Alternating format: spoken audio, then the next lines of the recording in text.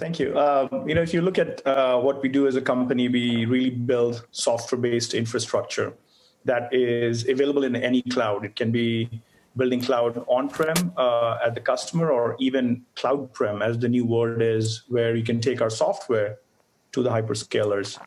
And in the last 10 years, we've done a lot to really digitize a lot of our customers' infrastructure. We're trying to make cloud into pure software.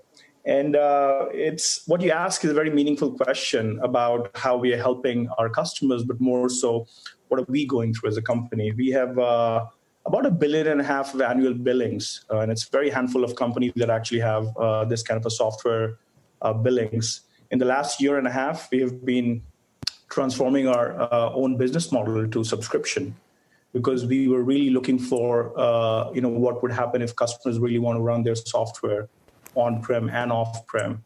And I think that's basically what we've been going through for the company as a whole.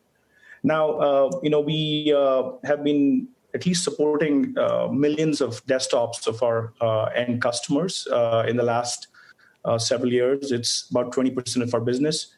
We're seeing a meaningful increase in the last month or so.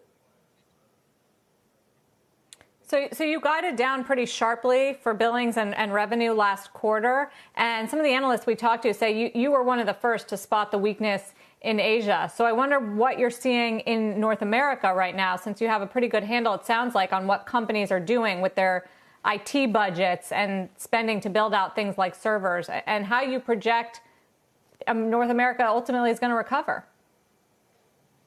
Yeah, and I think we've always been honest. There was initially this thing, it's all about supply, but it was not about supply. Many of our sellers were saying we're trying to adapt to this new reality of not having any physical meetings. But in many ways, it's just the indomitable human spirit and entrepreneurship. I think our employees and our sellers have actually found the calling of doing everything through video calls and so on.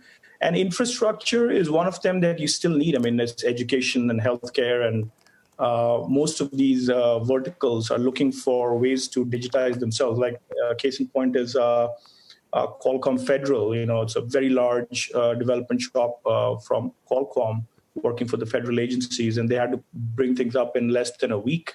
And they said the only way to do this is to use something like Nutanix. And similarly, school districts, which are like very large school districts looking for things in less than a week, where we had to go and stream their entire school environment to their children, or the entire office environment to their employees, whether it's applications and data and desktops securely.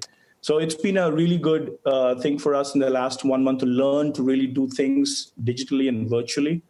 But over the course of this coming 6 months, we'll probably have to adapt even more so. Dheeraj Pandey, thanks so much for joining us. Much appreciated.